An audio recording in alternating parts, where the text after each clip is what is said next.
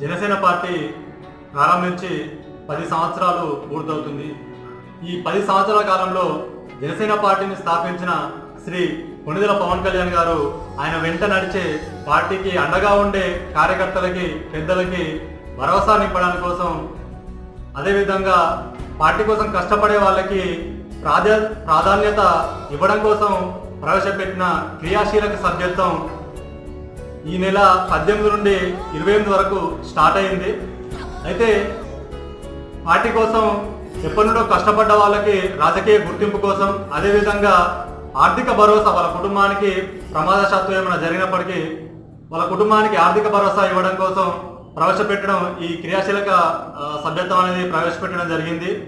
కావున సిరిసిల్ల నియోజకవర్గ ప్రజలు, జనసేన పార్టీ కార్యకర్తలు, అదేవిధంగా పవన్ కళ్యాణ్ గారి శ్రేయోభిలాషులు